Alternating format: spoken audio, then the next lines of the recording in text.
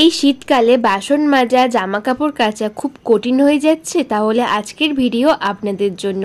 Hello বন্ধুরা, welcome to my channel. কেমন আছেন সবাই? আশা করছি সবাই খুব ভালো আছেন, সুস্থ আছেন। এই শীতে সংসারের জলঘাটার কাজ করতে কতটা কষ্ট হয় একমাত্র মহিলারাই জানে। তাই আজকের প্রত্যেকটা টিপস ভীষণ ইউজফুল, যেগুলো দেখলে সংসারের প্রত্যেকটা কাজ একদম সহজ হয়ে যাবে। চলুন আজকের প্রথম টিপস কি আছে দেখে নিই। শীতের সকালে আমরা মাঝে মধ্যে ডিমের তরকারি করি, তবে এতগুলো ডিম যখন ছাড়াতে যাই অনেকটাই সময় চলে যায়। আর সকাল টাইমে তাড়াহুড়োর মধ্যে আমাদের রান্না বান্না করতে হয়। যদি আমরা একটা একটা করে ডিমের খোসা ছাড়াই, দেখা যায় কতটা সময় এখানে যাচ্ছে, একদিকে তরকারি পুড়ে যাচ্ছে, অনেকটাই অসুবিধার মধ্যে পড়তে হয়। তবে আজকে সেকেন্ডের মধ্যেই 5টা ডিম আমি ছাড়িয়ে ফেলবো। তো কি করে চলুন দেখে নিই।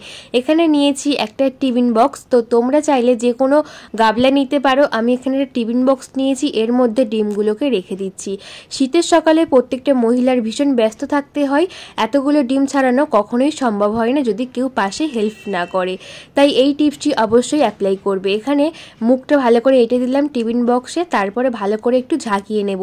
1-2 বার ঝাঁকানোর পরে যখনই ডিমটা দেখব এই রকম একদম ফেটে গেছে, এইভাবে কিন্তু হাত দেওয়ার সাথে সাথে ডিমের খোসাটা ছেড়ে যাবে। মানে বারবার মেরে মেরে কিন্তু ডিমটাকে আমার ছাড়াতে হবে না, আর একবার হাত দিলেই কিন্তু সমস্ত খোসা একদম বেরিয়ে আসবে। যদি একটা একটা করে ডিম ছাড়াতাম তাহলে 5টা ডিম ছাড়াতে অনেক সময় লাগতো, সেই জন্য খুব সহজেই ডিমটা ছাড়িয়ে ফেলবো একদম সেকেন্ডের মধ্যে। এই টিপসটি কেমন লাগলো কমেন্ট করে জানাবেন। আর পরবর্তী টিপস চলুন দেখে নিই। আজকের পর থেকে ডিমের খোসা এইভাবে ছাড়াবেন, একদম ডিমগুলো ফ্রেশ থাকবে, একটাও কিন্তু কোথাও থেকে উঠবে না, আর খোসাটাও কিন্তু সহজেই ছাড়ানো হয়ে যাবে। চলে এলাম পরবর্তী টিপসে। এই টিপসটি অনেক ইউজফুল আর প্রত্যেকের ভীষণ কাজে আসবে। এখানে নিয়েছি লেবুর খোসা। এখানে আপনারা চাইলে যে কোনো পুরনো পচা লেবুও নিতে পারেন। আমি লেবু খাওয়ার পর লেবুর খোসাটা ফেলি না, রেখে দিই। আর নিয়েছি একটা পাত্রের মধ্যে 1 গ্লাস জল দিলাম, আর দিয়ে দিচ্ছি কটা লেবুর খোসা। এর মধ্যে দিয়ে দেব 1/2 চামচ বেকিং সোডা। বেকিং সোডা আমাদের প্রত্যেকের কাছেই থাকে, আর বেকিং সোডা খুব কাজের। এখানে আমি 1/2 চামচ মতো বেকিং সোডা দিয়ে দিচ্ছি। আর এখানে নিয়ে নেব ফিটকারি।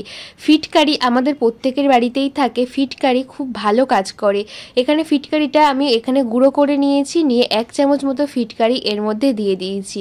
দেওয়ার সঙ্গে সঙ্গে দেখতে পাবেন একটা বুদবুদ করে একটা নিচ থেকে ফেনা উঠবে। তো ভালো করে মিশিয়ে দিয়েছি, এটাকে গ্যাসের ফ্লেমে এবার বসিয়ে দেব।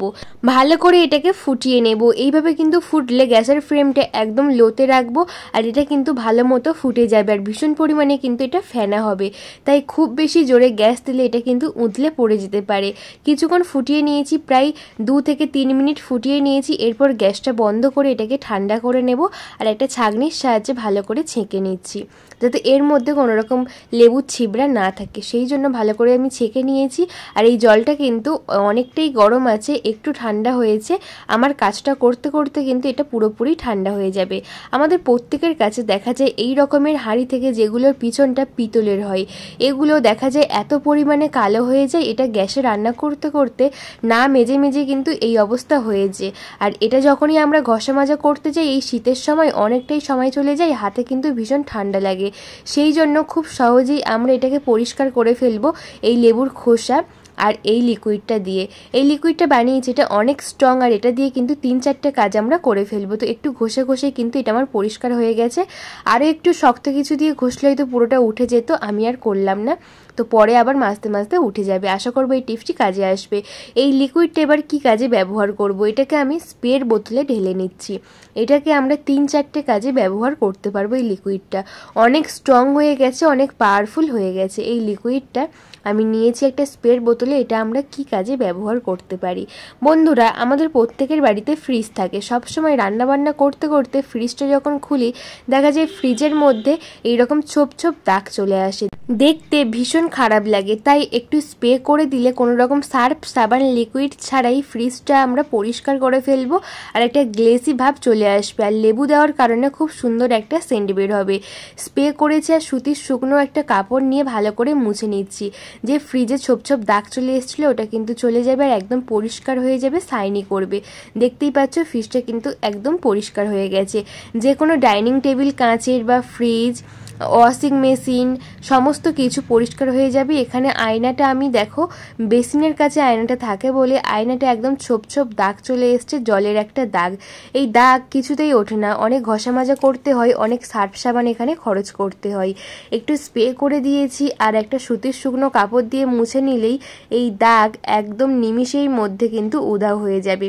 কত সহজে ঘরের আয়না, ফ্রিজ সমস্ত কিছু আমরা পরিষ্কার করতে পারবো এই ফেলে দেওয়া একটা জিনিস দিয়ে, লিকুইড বানিয়ে। তো আমরা এরপরে চলে এসেছি গ্যাস ওভেনের কাছে। আমরা প্রত্যেকদিন রান্নাবান্না করি গ্যাস ওভেনে, দেখা যায় গ্যাস ওভেনে এত পরিমাণে ময়লা হয়, চা উতলে পড়ে, দুধ উতলে পড়ে, ভাত হওয়ার সময় ভাত উতলে পড়ে।